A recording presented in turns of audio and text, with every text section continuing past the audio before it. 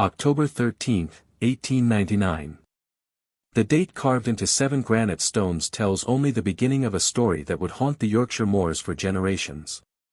The Whitmore family had occupied their manor house for 3 centuries, their names synonymous with prosperity, respectability, and devotion to Christian values. But names can lie. Reputations can deceive. And families can harbor secrets that devour them from within. The 7 sisters, as they came to be known, were daughters of Harold Whitmore, a businessman whose success seemed blessed by Providence itself. Constance, 28 years old, the eldest daughter who carried herself with the authority of a woman twice her age. Prudence, 26, whose devotion to the church bordered on obsession. Charity, 24, engaged to marry into the magistrate's family, her beauty the envy of every young woman in 3 counties. Hope, 22, who questioned everything with a mind sharper than most men dared possess. Faith, 20, an artist whose paintings captured beauty in the most unlikely places. Grace, 18, innocent as morning light, untouched by the shadows that surrounded her family. And Mercy, 16, the youngest, desperate to prove herself worthy of carrying the Whitmore name. 7 daughters. 7 distinct souls bound together by blood, circumstance, and something far more dangerous than either shared guilt. For you see, the Whitmore sisters possessed a secret so terrible, so completely at odds with their public image, that it would ultimately consume them all. A secret that began 5 years earlier, on a night when their father made a choice that would seal the fate of every person in that house. The autumn of 1894 had been particularly harsh. Edmund Thorne, Harold Whitmore's business partner and closest friend, had discovered irregularities in their company's accounts. Money intended for widows' pensions had vanished. Funds meant for the village orphanage had been diverted. Harold Whitmore, pillar of the community, devoted family man, had been systematically stealing from those who trusted him most. When confronted, Harold claimed it was temporary, that he would replace every penny. But Edmund Thorne possessed something Harold had long since abandoned: a conscience. On the night of October 13, 1894, exactly 5 years before the sisters would meet their own fate, Edmund Thorne came to Whitmore Manor demanding Harold make immediate restitution or face exposure. The argument that followed could be heard throughout the house. 7 young women listened in terror as their father's reputation, their family's future, their very survival hung in the balance. Then came the sound that would echo in their minds for the rest of their lives: a single gunshot.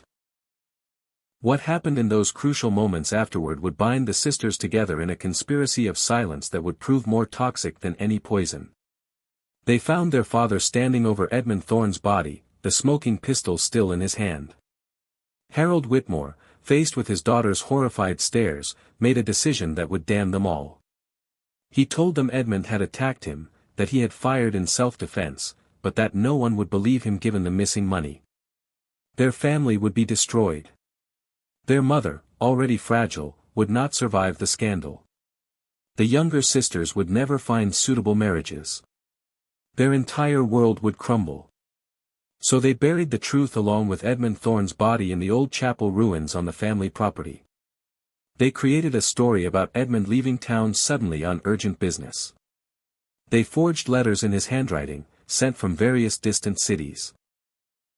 They maintained the lie for 5 long years, watching it eat away at their souls like acid, transforming 7 innocent young women into something else entirely. But secrets, as the sisters would discover, have a way of refusing to stay buried. Someone had been watching. Someone knew what they had done. Someone who had waited 5 years for the perfect moment to demand justice or revenge. The letters began arriving in September of 1899, each one more threatening than the last. Demands for money. Promises of exposure. The slow, methodical destruction of everything the sisters had sacrificed their innocence to protect. If you're finding this tale as captivating as we believe it to be, please take a moment to subscribe to our channel. We have many more dark secrets from history waiting to be uncovered, and your subscription helps us continue bringing these forgotten stories to light. Hit that subscribe button and the notification bell so you never miss our latest investigations into the mysteries that time tried to bury. The evening of October 12, 1899 brought with it the kind of darkness that seems to seep into human souls and settle there permanently. Inside Whitmore Manor, the seven sisters gathered in their drawing room for what had become their weekly ritual, a desperate attempt to contact their deceased father through the veil that separates the living from the dead. These seances had begun as a way to seek guidance, but they had transformed into something closer to confession, 7 voices pleading for absolution from a man who could no longer grant it. Constance, the eldest at 28, possessed the kind of authority that comes not from age but from carrying burdens too heavy for younger shoulders. She had become the keeper of the family's most terrible secret, the guardian of a truth so devastating that it had fundamentally altered the course of 7 lives. Her beauty had hardened over the past 5 years, transforming from the soft loveliness of youth into something more formidable, more dangerous. She understood power in ways her sisters did not, understood that sometimes love requires terrible sacrifices. Prudence, 26 years old, had sought refuge in religious devotion with the fervor of someone trying to wash away stains that water cannot touch. Her faith had become obsessive, a constant battle between her devotion to God and her loyalty to family. She attended church services 3 times daily, confessed sins both real and imagined, and carried her rosary beads until the metal grew warm from constant handling. Yet for all her prayers, for all her desperate seeking of divine forgiveness, peace remained as elusive as morning mist. Charity, the acknowledged beauty of the family at 24, was engaged to marry the son of the local magistrate, a union that would cement the Whitmore family's position in society. Her loveliness had always been her greatest asset, but it had also become her greatest burden. How could she walk down the aisle in white when her hands were stained with complicity in murder? How could she promise to honor and cherish when she had spent 5 years living a lie? Her fiancé saw only her radiant smile, never suspecting the guilt that lay beneath it like poison in a golden chalice. Hope, 22, possessed an intellect that was both blessing and curse. She questioned everything with a mind trained in logic and reason, yet found herself trapped in a situation where logic offered no escape and reason provided no comfort. She had spent countless hours researching legal precedents, studying cases of accessory to murder, calculating the penalties they would face if their secret were ever discovered. Knowledge had become her prison, understanding her torment. Faith, 20 years old, expressed her inner turmoil through art with a talent that bordered on the supernatural. Her paintings had grown increasingly dark over the past 5 years, canvases filled with shadows and storm clouds, portraits of women with haunted eyes and blood-stained hands. She saw beauty in darkness because darkness had become her constant companion, and her art served as both confession and condemnation, visual testimony to crimes that could never be spoken aloud. Grace, 18 and still innocent of the truth that had poisoned her sisters, represented everything they had lost and everything they fought to protect. Her laughter still held genuine joy, her eyes still sparkled with honest happiness, her dreams remained untainted by the knowledge of what her family had done. She was their last link to the people they had been before that terrible night 5 years ago, and protecting her innocence had become their shared obsession. Mercy, the youngest at 16, carried a name that seemed increasingly cruel given their circumstances. She was desperate to prove herself worthy of carrying the Whitmore name, unaware that the name itself had been corrupted beyond redemption. Her youth made her reckless, her inexperience made her dangerous, and her determination to protect her family would ultimately lead to decisions that would damn them all. That night, as they joined hands around the ornate table that had been their father's pride, the sisters sought once again to contact Harold Whitmore's spirit. They needed guidance, needed absolution, needed some sign that their years of silence had been justified. But the voice that came through their makeshift medium spoke words that chilled them to their bones. The sins of the father shall be visited upon the daughters. It was not comfort they received that night, but prophecy. The arrival of Detective Inspector James Blackwood changed everything. His investigation into reports of occult activities at the manor brought him face to face with Constance for the first time in 5 years, reigniting a romantic connection she had severed abruptly and without explanation. Blackwood's presence represented more than professional curiosity, it represented the possibility of discovery, the chance that their carefully constructed lies might finally crumble under official scrutiny. Constance's terror was immediate and complete, for she knew that James Blackwood possessed both the intelligence to uncover their secret and the moral conviction to act upon it. When Constance discovered the threatening letter hidden beneath her study door, she understood that their time had finally run out. Someone knew what they had done to Edmund Thorne. Someone demanded payment for their silence. Someone held their lives in hands that might prove far less merciful than their own had been. The letter spoke of consequences, of revelations that would destroy everything they had sacrificed their souls to protect. Tomorrow night at midnight, in the ruins of the old chapel where Edmund Thorne's body lay buried, the final reckoning would begin. The emergency meeting that followed revealed the depth of their deception and the price of their silence. Grace's innocent questions about her father's death exposed the fundamental lie at the heart of their existence. She had been told that Harold Whitmore died of consumption, a peaceful end to a virtuous life. The truth was far more terrible, far more damning, and far more dangerous to reveal. Her sisters faced an impossible choice between protecting her innocence and preparing her for what was to come. Detective Inspector Blackwood's investigation led him first to Mrs. Helen Thorne, Edmund's widow, a woman whose grief had transformed into an obsession with finding answers about her husband's disappearance. She had spent 5 years haunting the local constabulary, demanding investigations that led nowhere, following leads that dissolved like smoke. Her persistence had become legendary in the village, her sorrow a constant reminder of a mystery that refused to be solved. Mrs. Thorne's account of her husband's final days painted a picture of a man tormented by moral conflict. Edmund had discovered financial irregularities in his business partnership with Harold Whitmore, discrepancies that suggested systematic theft from charitable funds. The money missing belonged to widows who depended on their pensions for survival, orphans who relied on donations for basic necessities, families who trusted the Whitmore name with their most precious possessions. Edmund had confronted Harold multiple times, each meeting growing more heated, more desperate, more dangerous. Reverend Morrison, the village priest who had ministered to the Whitmore family for over 2 decades, proved surprisingly evasive when questioned about Edmund Thorne's disappearance. His responses were careful, measured, protected by layers of clerical privilege and practiced discretion. But Blackwood detected something deeper in the Reverend's manner, a knowledge that went beyond pastoral concern. Morrison had been present during the last public confrontation between Edmund and Harold, had witnessed the anger and desperation in both men's faces, had seen the storm clouds gathering over a friendship that had endured for 20 years. Dr. Aldrich, the family physician who had attended Harold Whitmore during his final illness, provided medical records that seemed straightforward enough. Death by consumption, a common enough ailment in the damp Yorkshire climate. Yet when pressed for details about the progression of the disease, the doctor's answers became vague, uncertain, tinged with the kind of discomfort that suggested more knowledge than he was willing to share. Blackwood noted the substantial payments made to Dr. Aldrich by the Whitmore family following Harold's death, amounts far exceeding normal medical fees. Inside Whitmore Manor, each sister struggled with the mounting pressure in her own way.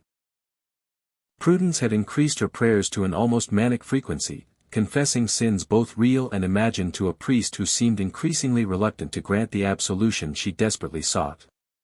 Her religious devotion had become a form of self-torture, a constant seeking of forgiveness from a God who seemed to have turned his face away from the Whitmore family entirely. The confessional booth became Prudence's second home, her desperate whispers echoing in the small space as she sought divine intervention for earthly crimes. Reverend Morrison, bound by sacred oath to maintain the secrecy of confession, found himself in an increasingly uncomfortable position. He knew more than any man should about the weight pressing down upon the Whitmore family, more than he could ever reveal, more than he could bear. The conflict between his spiritual duties and his growing suspicions created a tension that threatened to tear apart everything he believed about redemption and justice. Charity's engagement began its inevitable collapse as her guilt made normal human interaction impossible. Her fiancé, Thomas Ashworth, son of the local magistrate, noticed her growing distraction, her inability to focus on wedding preparations, her tendency to stare into space with an expression of such profound sadness that it frightened him. The white wedding dress hanging in her wardrobe had become a symbol of mockery, representing a purity she could never claim and promises she could never honestly make. How could she vow to love and honor when her entire existence was built on deception? How could she speak sacred words when her hands were stained with the blood of concealment? Hope had transformed her father's library into a legal research center, surrounding herself with law books and case studies in a desperate attempt to find some loophole, some precedent that might offer protection. But the law was clear and unforgiving regarding accessory to murder. Their actions in helping to conceal Edmund Thorne's death made them all guilty of serious crimes regardless of their youth or their father's manipulation. She calculated sentences, studied statute of limitations, researched possibilities for clemency, but every path led to the same conclusion. They were all criminals in the eyes of the law, their guilt absolute, their fate sealed. Faith's artistic expression had become a visual confession of crimes that could never be spoken aloud. Her paintings grew darker with each passing day, canvases filled with shadows and blood, portraits of women with haunted eyes and guilty hands. She painted her sisters without realizing it, captured their individual struggles with guilt and brushstrokes that revealed more truth than any verbal testimony. Her art had become evidence of their collective crime, visual proof of the poison that had infected their entire family. Each painting was another piece of a puzzle that, when assembled, told the complete story of their fall from grace. Mercy, the youngest and most volatile sister, had taken to practicing with her father's pistol in the remote corners of the estate. She believed that courage meant willingness to use violence in defense of family, that loyalty required readiness to kill or die for those she loved. Her youth made her reckless, her inexperience made her dangerous, and her absolute devotion to her sisters blinded her to the consequences of her actions. She cleaned and loaded the weapon with the dedication of a soldier preparing for battle, never realizing that her preparation would ultimately lead to the destruction of everything she sought to protect. Grace remained the only sister untouched by the knowledge that poisoned the others, her innocence both blessing and burden. She noticed the changes in her family, the whispered conversations that stopped when she entered rooms, the increasingly frequent absences from family meals, the way her sisters looked at her with expressions mixing love and profound sadness. But her trust in them was absolute, her faith in their goodness unshakable. She could not imagine that the women who had raised her, loved her, and protected her throughout her young life could be carrying such a terrible burden. The blackmail letters continued to arrive with increasing frequency, each one more specific in its threats than the last. The author knew details that only someone present during Edmund Thorne's final moments could know. They knew about the forged letters, about the false stories told to explain his disappearance, about the exact location where his body was buried. Most terrifying of all, they seemed to know about the individual roles each sister had played in the cover-up, suggesting that their observer had been watching not just the night of the murder, but the years of deception that followed. As the appointed meeting time approached, the sisters found themselves trapped between multiple impossible choices. They could pay the demanded money and hope their blackmailer would remain satisfied with a single payment, though experience suggested that blackmail never ended with just one transaction. They could refuse to pay and face the exposure of their secret, knowing that such revelation would destroy not only their own lives but also Grace's innocence and their dead mother's memory. Or they could attempt to confront their tormentor directly, risking everything in a desperate gamble for freedom. The night of October 13th arrived with an unseasonable chill that seemed to penetrate stone walls and human hearts with equal ease. 6 of the 7 sisters made their way through the darkness toward the ruins of the old chapel where Edmund Thorne's body lay buried. Grace, still protected by her ignorance, remained at the manor, unaware that her sisters were walking toward what might well prove to be their final confrontation with the past they had tried so desperately to escape.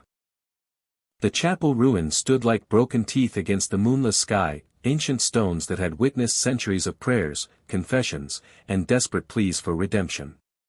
It was fitting, perhaps, that their reckoning should take place in such a location, where the boundary between sacred and profane had been blurred by time and neglect. The sisters arrived to find not their expected blackmailer, but something far more disturbing. Edmund Thorne's skeleton had been exhumed and arranged in a mockery of prayer, his bones positioned as if he were kneeling in supplication, his skull turned toward the manor house in what seemed like accusation. A note pinned to his coat revealed the true nature of their situation. The dead demand justice. One life for one life. Choose. Their blackmailer was not interested in money after all. They wanted revenge, wanted payment in blood for the blood that had been spilled 5 years earlier. The sisters realized with growing horror that someone had been playing a far more complex game than simple extortion. Someone had been preparing for this moment for years, waiting for the perfect opportunity to demand the ultimate price for their father's crime. The revelation that Edmund Thorne's body had been moved, that their carefully hidden secret was not only known but had been used against them in the most macabre way possible, shattered whatever illusions they might have maintained about their safety. Someone with intimate knowledge of their crime, someone with access to the burial site, someone with a deep personal interest in seeing justice done, had been orchestrating events from the shadows. The question that terrified them most was simple yet impossible to answer. Who? The answer came from the darkness surrounding the chapel ruins in the form of Thomas Thorne, Edmund's son, a young man who had spent 5 years searching for the truth about his father's disappearance. He had been patient, methodical, and utterly determined to uncover the facts that would give him closure and his father justice. His investigation had led him not to distant cities where the forged letters claimed Edmund had traveled, but to Whitmore Manor itself, where inconsistencies in the family's story had gradually revealed the truth. Thomas had discovered his father's body months earlier but had chosen not to alert the authorities immediately. Instead, he had used his knowledge to study the Whitmore family, to understand their individual weaknesses, to plan a confrontation that would force them to face the consequences of their actions. His patience had been remarkable, his planning meticulous, his desire for justice absolute. He had waited until the anniversary of his father's death to reveal himself, believing that the symbolism would add weight to his demands. The confrontation that followed exposed the full scope of the tragedy that had consumed both families. Thomas demanded not money but confession, not silence but acknowledgement of his father's murder and their role in concealing it. He wanted them to face legal justice, to stand trial for their crimes, to pay the price that society demanded for their actions. His anger was righteous, his pain genuine, his cause just. Yet his methods had transformed him from victim's son into something approaching his father's killer, a young man consumed by the very desire for revenge that had destroyed so many others throughout history. The sisters found themselves trapped between Thomas's demands for justice and their own desperate need to protect Grace from the truth that would destroy her innocence. Constance attempted to negotiate, offering money, promising silence, pleading for mercy in the name of a sister who knew nothing of their crimes. But Thomas had not spent 5 years planning his revenge only to accept partial justice. He wanted complete confession, full acknowledgement, legal consequences for legal crimes. Nothing less would satisfy his need for closure. The standoff might have continued indefinitely, with neither side willing to compromise on principles they held sacred, but Grace's unexpected arrival changed everything. She had grown suspicious of her sister's absence, worried about their safety, and followed them through the darkness to the chapel ruins. Her appearance at the moment of ultimate crisis forced a decision none of them wanted to make. Would they maintain their lies in her presence, or would they finally reveal the truth that had poisoned their family for 5 years? Grace's innocence shattered like glass when she saw Edmund Thorne's skeleton arranged in its mockery of prayer, when she heard Thomas's accusations, when she understood for the first time the true nature of her father's death and her sister's complicity in concealing murder. The young woman who had trusted absolutely in her family's goodness found herself confronting evidence of their guilt so overwhelming that denial became impossible. Her transformation from innocent child to knowing accomplice happened in moments, her childhood ending as abruptly as a candle being extinguished. The psychological shock of learning that everything she had believed about her family was a lie proved more than Grace could bear. Her mind, unprepared for such devastating revelation, began to fracture under the pressure of knowledge too terrible to accept. She looked at her sisters with new eyes, seeing not the loving guardians who had protected her throughout her life, but co-conspirators in murder who had lied to her for 5 years. The betrayal cut deeper than the crime itself, for she had trusted them completely and that trust had been built on deception. Thomas, faced with Grace's obvious innocence and the devastating effect his revelation was having on her, began to question the righteousness of his crusade for justice. He had wanted to punish those responsible for his father's death, but Grace was clearly another victim rather than a perpetrator. Her suffering added another layer of tragedy to an already complex situation, forcing him to confront the reality that justice often comes at a price that extends far beyond those directly responsible for the original crime. The confrontation reached its climax when Mercy, the youngest sister, attempted to protect her family through violence. She had brought their father's pistol to the meeting, believing that courage meant willingness to kill in defense of those she loved. Her youth and inexperience made her dangerous, her desperation made her reckless, and her absolute devotion to her sisters blinded her to the consequences of her actions. When she pointed the weapon at Thomas, demanding that he leave them alone, she set in motion the final tragedy that would destroy them all. The struggle for the pistol that followed was brief but decisive. In the chaos of the moment, with sisters screaming and Thomas trying to disarm a desperate young woman, the weapon discharged. The shot echoed across the moors like the voice of fate itself, and when the smoke cleared, Thomas Thorne lay dying among the ruins where his father's bones had been so carefully arranged. Mercy stood frozen in horror, the smoking pistol in her hands, her attempt to protect her family having instead sealed their doom. Thomas's death eliminated any possibility of negotiated resolution to their crisis. His body represented evidence that could not be explained away, a crime that could not be concealed, a tragedy that would inevitably lead to official investigation and discovery. The sisters faced a choice between fleeing immediately and staying to face the consequences of Mercy's desperate action. Grace, her mind shattered by revelation and shock, seemed incapable of making any decision at all. In the confusion and terror that followed Thomas's death, Grace accidentally knocked over the oil lamp they had brought to illuminate their meeting. The flames spread quickly among the dry ruins, fed by old wood and autumn leaves, creating a conflagration that threatened to consume evidence and witnesses alike. The fire became both destroyer and salvation, offering the possibility of concealing their latest crime while simultaneously threatening their lives. Constance made the final decision that would determine all their fates. Rather than flee and face inevitable pursuit, rather than attempt to explain Thomas's death and face certain conviction for murder, she chose to remain with her sisters in the burning chapel. If they could not live free of guilt, they would at least die together, taking their secrets with them into whatever darkness awaited beyond life. It was a decision born of despair but also of love, a final act of protection for Grace and Mercy for themselves. The other sisters, faced with Constance's choice, made their own decisions about whether to flee or remain. Prudence saw the flames as divine judgment, a purification by fire that would finally grant her the absolution she had sought through years of desperate prayer. Charity recognized that her engagement, her reputation, her entire future was already destroyed by the night's events, making survival meaningless. Hope understood logically that escape was impossible and confession inevitable, making death preferable to prolonged suffering.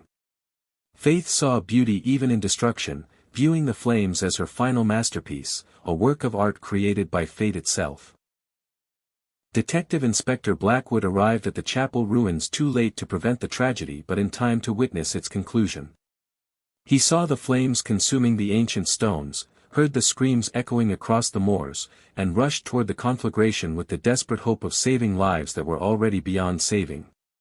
His romantic history with Constance added personal anguish to professional duty, making him willing to risk his own life in an attempt to rescue the woman he had never stopped loving. The rescue attempt that followed was heroic but largely futile. Blackwood managed to reach Grace, unconscious from smoke inhalation but still alive, and carried her from the burning ruins to safety. The other sisters, whether by choice or circumstance, perished in the flames along with Thomas Thorne's body and any evidence that might have revealed the truth about Edmund Thorne's murder 5 years earlier. The fire destroyed not only lives but also the possibility of complete justice, leaving questions that would never be fully answered. Grace survived but was forever changed by her experience. The innocent young woman who had entered the chapel ruins that night emerged as the sole keeper of a terrible secret, the only living witness to events that defied explanation. Her mind, shattered by revelation and trauma, never fully recovered from the shock of learning the truth about her family and witnessing their destruction. She lived the remainder of her life in careful silence, neither confirming nor denying the various theories that arose about the seven sisters' fate. Blackwood faced his own moral crisis in the aftermath of the tragedy.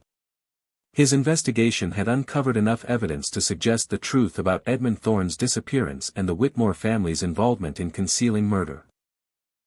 Yet the death of all potential witnesses except Grace, whose testimony would be unreliable given her traumatized condition, made prosecution impossible. He could pursue justice by exposing the truth publicly, destroying the reputation of the dead, or he could protect Grace by maintaining official silence about his discoveries. The decision Blackwood made reflected both professional pragmatism and personal compassion. He filed a report describing the chapel fire as a tragic accident, perhaps caused by careless handling of an oil lamp during what appeared to be a midnight meeting. He made no mention of Thomas Thorne's presence at the scene, no reference to Edmund Thorne's exhumed remains, no suggestion that the deaths were anything other than misfortune. His official silence protected Grace from further trauma while ensuring that the dead could rest without additional scandal. The village accepted the official explanation for the seven sisters' deaths, though whispered speculation continued for generations. Some believed the sisters had been engaging in occult practices that had somehow resulted in supernatural retribution. Others suspected suicide, perhaps motivated by financial difficulties or family shame. A few theorized about murder, though no credible suspects or motives were ever identified. The truth remained hidden beneath layers of official discretion and unofficial speculation. Grace lived her remaining years in careful isolation, supported by a trust fund Blackwood had quietly arranged and protected by his continued supervision. She never married, never formed close friendships, never spoke publicly about the events that had destroyed her family. Her silence was both protection and prison, keeping her safe from curious investigators while condemning her to a life haunted by memories too terrible to share. She died peacefully in her sleep at the age of 93, taking the last complete knowledge of the seven sisters' secret with her to the grave. The Whitmore manor stood empty for decades after the tragedy, its rooms filled with ghosts and memories that no new family wished to inherit. Local children dared each other to approach the building on dark nights, claiming they could see lights in the windows and hear voices calling from empty rooms. Whether these phenomena represented actual supernatural activity or merely the power of suggestion fed by generations of whispered stories, no one could say with certainty. Edmund Thorne's disappearance was officially reclassified as a solved case following the discovery of additional evidence that suggested he had indeed left the area voluntarily, though the evidence was circumstantial and some investigators suspected fabrication. His widow, Mrs. Helen Thorne, never accepted the official conclusion and continued her search for truth until her own death 15 years later. Her persistence became legendary in the village, her dedication to her husband's memory inspiring admiration even among those who believed her quest was futile. The chapel ruins where the final confrontation took place were eventually cleared and the ground consecrated as a memorial garden. 7 white rose bushes were planted in memory of the Whitmore sisters, though no official ceremony marked their installation and no records indicated who had arranged for their planting. The roses bloomed faithfully each summer, tended by unknown hands, their pristine whiteness a stark contrast to the dark soil from which they grew. Years passed, then decades, and the story of the 7 sisters gradually transformed from current tragedy to historical mystery to local legend. Each generation added its own interpretations and embellishments to the tale, until the truth became indistinguishable from folklore. Some versions of the story portrayed the sisters as innocent victims of supernatural forces. Others depicted them as willing participants in dark rituals that had summoned evil beyond their control. A few suggested they had discovered secrets about the village's past that powerful people had killed to protect. Detective Inspector Blackwood never married, though he received numerous proposals from women impressed by his reputation for integrity and discretion. He devoted his career to solving mysteries with methodical determination, earning respect throughout the Yorkshire constabulary for his ability to uncover truth in the most complex cases. Yet those who knew him well noticed that he always seemed haunted by one case that had never been fully resolved, one mystery that continued to trouble his sleep decades after official files had been closed. On the 50th anniversary of the Seven Sisters' deaths, Blackwood made a pilgrimage to the memorial garden where the chapel ruins had once stood. He was an old man by then, his hair white and his step uncertain, but his memory remained sharp and his conscience clear. He placed 7 white roses on the ground where the altar had once stood, one for each sister he had failed to save, and whispered words of forgiveness that no living person would ever hear. The truth about the Whitmore family's secret died with those who had lived it, carried to graves scattered across the Yorkshire countryside by people who had chosen silence over justice, discretion over disclosure, mercy over truth. Yet the power of their story continued to resonate through generations of listeners who recognized in their tale the eternal human struggles between loyalty and law, love and honesty, protection and justice. The Seven Sisters had begun as innocent young women whose greatest concerns involved fashion, romance, and family social standing. They ended as keepers of secrets so terrible that death seemed preferable to revelation. Their transformation from innocence to complicity to tragedy illustrated the dangerous power of family loyalty and the devastating consequences that can follow when love becomes more important than truth. Edmund Thorne had been a good man who discovered evil and chose to confront it rather than ignore it. His death represented the price that righteousness sometimes pays when it challenges corruption, the sacrifice that integrity demands when it faces power. His murder and the subsequent cover-up demonstrated how easily moral people can become accomplices to immorality when their survival depends on silence.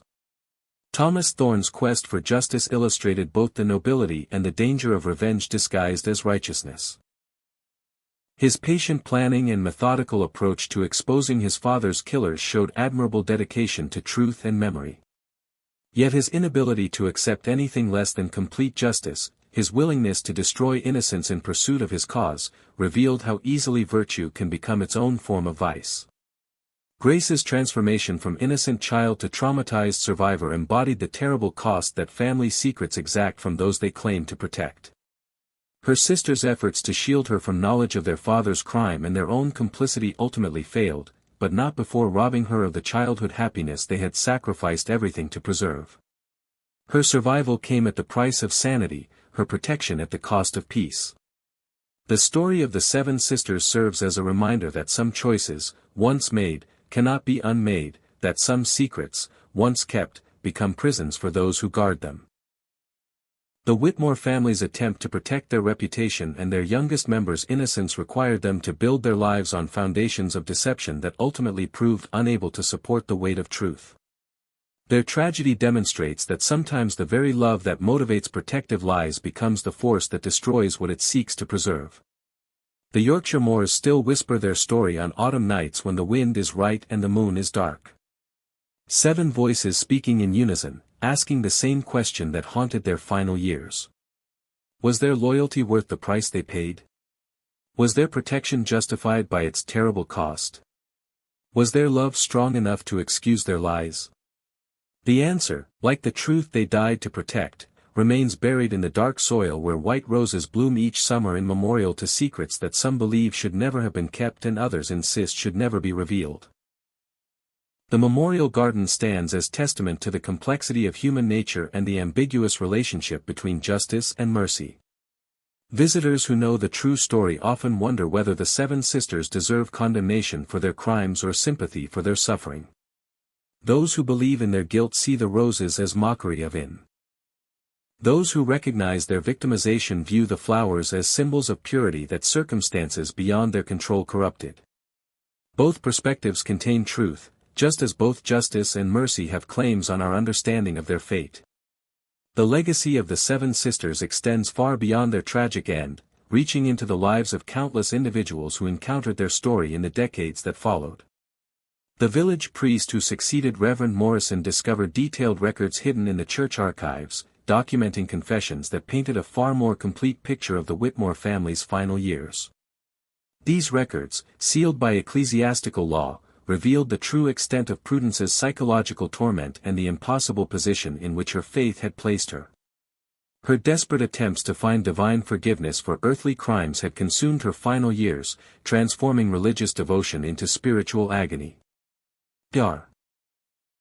Aldrich carried his knowledge of the Whitmore family's secrets to his own grave, but not before leaving detailed medical notes that would later be discovered by his successor. These documents revealed the extent to which Harold Whitmore's supposed illness had been fabricated, the payments made to ensure medical silence, and the complicity required to maintain the fiction of natural death. The doctor's guilt over his participation in the cover-up had haunted him for years, manifesting in his own deteriorating health and increasing reliance on alcohol to numb his conscience. The magistrate's son, Thomas Ashworth, who had been engaged to Charity, never fully recovered from the shock of her sudden death. He had loved her deeply, planned their future together with the enthusiasm of youth, and found himself suddenly bereft of both bride and explanation. The official story of accidental death in a chapel fire seemed insufficient to account for the strange behavior he had observed in Charity during their final weeks together. His subsequent investigation into the circumstances surrounding the tragedy led him to disturbing conclusions that he chose never to make public, but which influenced his decision never to marry and to dedicate his life to legal reform. Mrs. Helen Thorne's relentless search for truth about her husband's disappearance took on new urgency following the seven sisters' deaths. She had always suspected a connection between Edmund's vanishing and the Whitmore family, but the timing of the tragedy seemed too coincidental to ignore. Her private investigation, conducted with the determination of a woman who had nothing left to lose, uncovered evidence that official inquiries had missed or chosen to overlook. Though she never found definitive proof of her suspicions, she assembled enough circumstantial evidence to confirm her worst fears about her husband's fate. The village itself became a different place in the aftermath of the tragedy. The Whitmore family had been central to local society for generations, their patronage supporting churches, schools, and charitable organizations throughout the region. Their sudden absence created a vacuum that was never fully filled, leaving institutions struggling and social hierarchies disrupted. The economic impact was substantial, but the psychological effect was even more profound. A community that had prided itself on stability and respectability found itself questioning everything it had believed about the families that had shaped its identity. Local children grew up hearing whispered stories about the seven sisters, tales that became more elaborate and supernatural with each telling. Parents used their fate as cautionary tales about the dangers of keeping secrets, the importance of honesty, and the terrible consequences that could follow when families turned inward instead of seeking help from their community. Yet these same parents often found themselves keeping their own smaller secrets, understanding better than they cared to admit the pressures that could drive good people to make terrible choices. The servants who had worked at Whitmore Manor scattered to other positions throughout the county, carrying with them fragments of knowledge about their former employer's final years. Cook remembered the family's increasing isolation, the way meals were taken in separate rooms rather than together, the gradual reduction in social entertaining that had once made the manor a center of local society. The housemaids recalled strange behaviors, whispered conversations that stopped when they entered rooms, and the way the sisters seemed to watch each other with expressions mixing love and fear.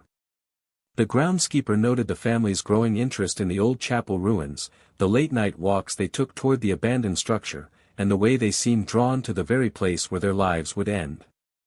These servants' testimonies, gathered informally over years of employment in other households, painted a picture of a family slowly disintegrating under the weight of shared guilt. Their observations, while never formally recorded or investigated, became part of the local folklore surrounding the seven sisters, adding layers of human detail to a story that might otherwise have seemed impossibly dramatic. The servants' perspectives revealed the daily reality of living with terrible secrets, the way guilt poisoned ordinary moments and transformed a loving family into a collection of individuals united only by their shared knowledge of unforgivable acts. The businessman who eventually purchased the Whitmore estate discovered evidence that previous investigators had missed or chosen to ignore. Hidden compartments in Harold Whitmore's study contained documents detailing the extent of his embezzlement, correspondence with Edmund Thorne revealing the growing tension between the former partners, and draft letters that were never sent, confessing to crimes that were never officially acknowledged. These discoveries confirmed suspicions that had circulated for years but could never be proven, providing posthumous vindication for those who had questioned the official accounts of both Edmund Thorne's disappearance and Harold Whitmore's death.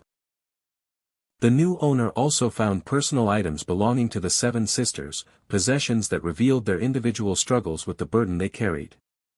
Prudence's diary contained prayers that bordered on desperate pleas for divine intervention, confessions of sins that went far beyond normal human failings, and evidence of the psychological deterioration that had marked her final years. Charity's correspondence with her fiancé showed her growing inability to maintain the facade of happiness, her struggle to plan a future she knew was built on lies, and her awareness that her impending marriage was doomed by secrets she could never reveal.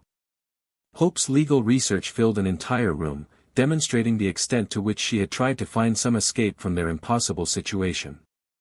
Her notes revealed a brilliant mind trapped by circumstances beyond her control, a woman who understood exactly what they faced and found no comfort in her knowledge. Faith's final paintings, discovered in her private studio, provided visual testimony to the family's collective guilt, images so disturbing that they were eventually destroyed rather than preserved as historical artifacts. Grace's personal effects painted the most tragic picture of all. Her childhood diary entries revealed a young woman slowly becoming aware that her family was keeping something from her, her growing confusion about their strange behavior, and her desperate attempts to understand why the people she loved most seemed increasingly distant and afraid.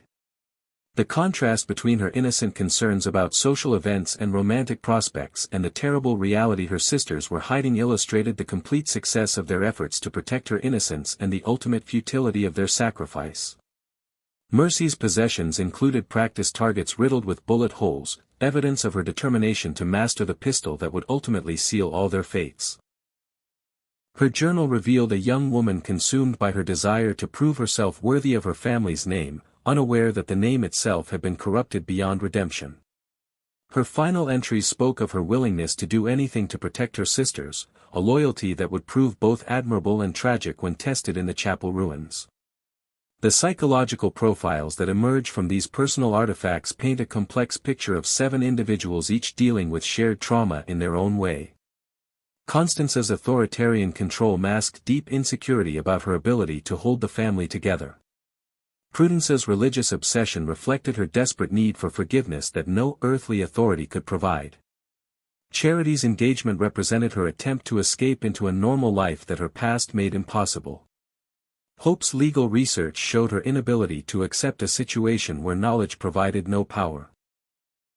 Faith's art became her only honest expression in a life otherwise built on lies. Grace's innocence was both gift and burden, protecting her from pain while isolating her from truth. Mercy's violence was love perverted by desperation, loyalty transformed into something destructive. The story of the seven sisters became a case study for legal scholars interested in the complexities of accessory to murder, particularly when family relationships and age differences complicated questions of culpability. Law students examined their case for decades, debating whether young women who helped conceal their father's crime should be held to the same standards as adult co-conspirators. The ethical questions raised by their situation had no easy answers, forcing examination of the relationship between legal responsibility and moral understanding, between family loyalty and social duty. Medical professionals used their story to explore the psychological effects of shared trauma and prolonged deception on family dynamics. The way guilt had manifested differently in each sister provided insights into individual responses to collective trauma, while their ultimate fate illustrated the destructive potential of secrets that become too heavy to bear. Their case became a textbook example of how attempting to protect family members from truth can sometimes cause more harm than the truth itself. Religious leaders found in their story a meditation on the nature of sin, forgiveness, and redemption. Prudence's struggle with her faith resonated with clergy who understood the difficulty of seeking divine mercy for earthly crimes, while the family's collective guilt raised questions about shared responsibility and individual salvation. The fact that their secrets were eventually revealed through violence rather than confession sparked theological debates about whether truth always emerges and whether divine justice operates through human events. Social historians used the seven sisters as a lens through which to examine Victorian family structures, gender roles, and class expectations. Their story illustrated the pressures faced by women of their era, the limited options available to them when family reputation was threatened, and the way social conventions could trap individuals in impossible situations. Their fate demonstrated both the strength and the weakness of family bonds, showing how love could motivate both protection and destruction. The memorial garden that replaced the chapel ruins became a pilgrimage site for those interested in the story, though most visitors knew only fragments of the truth. The 7 white rose bushes continued to bloom each summer, tended by unknown hands, their pristine beauty a stark contrast to the dark events they commemorated. Some visitors left flowers of their own, others simply stood in silence, contemplating the human capacity for both love and violence, loyalty and deception, sacrifice and destruction. Local ghost stories inevitably grew around the memorial garden and the ruins of Whitmore Manor. Some claimed to see 7 figures walking the moors on autumn nights, their white dresses glowing in the moonlight as they made their eternal pilgrimage to the place where their secrets had finally been revealed. Others reported hearing voices carried on the wind, 7 distinct voices speaking in unison, asking questions that could never be answered and seeking forgiveness that could never be granted. Whether these phenomena represented actual supernatural activity or simply the power of collective memory and shared guilt, their persistence testified to the lasting impact of the 7 Sisters story on the community consciousness. Their tale had become more than historical fact, it had evolved into moral allegory, cautionary tale, and cultural touchstone that continued to resonate with each new generation that encountered it. The village church where Prudence had sought refuge in her final years eventually installed a stained glass window in memory of the 7 sisters, though the imagery was carefully chosen to emphasize their virtues rather than their tragedy. 7 female figures representing the classical virtues looked down upon the congregation, their faces bearing subtle resemblances to the Whitmore sisters while avoiding direct identification. The window served as both memorial and reminder, honoring their memory while acknowledging the complexity of their legacy. Detective Inspector Blackwood's final years were marked by his continued protection of Grace and his silent guardianship of the 7 sisters' reputation. He never married, never spoke publicly about the case that had defined his career, and took his complete knowledge of the truth to his grave. His professional legacy was built on dozens of successfully solved cases, but those who knew him well understood that his greatest achievement might have been the case he chose not to solve, the truth he decided not to reveal, the justice he determined to temper with mercy. The legal files related to the 7 sisters were eventually sealed by court order, though whether this action was taken to protect the reputation of the dead or the privacy of the living was never made clear. Researchers who attempted to gain access to these documents were consistently denied, leaving gaps in the historical record that fed speculation and encouraged the growth of legend. The official silence surrounding certain aspects of their case suggested that some secrets were considered too sensitive to reveal even decades after the deaths of all involved parties. Grace's final years were spent in quiet contemplation, her days filled with reading, gardening, and correspondence with a few trusted friends who knew better than to ask about her family's tragedy. She established a small scholarship fund for local young women, providing educational opportunities that might give them choices her sisters had never possessed. Her will, discovered after her death, contained a sealed letter addressed to future historians, with instructions that it not be opened for 50 years after her passing. When that time finally arrived, the letter contained only a single line written in her careful script. Some truths are too terrible to preserve and too important to forget. The impact of the 7 sisters' story extended far beyond their immediate community, influencing literature, art, and popular culture in ways that their contemporaries could never have imagined.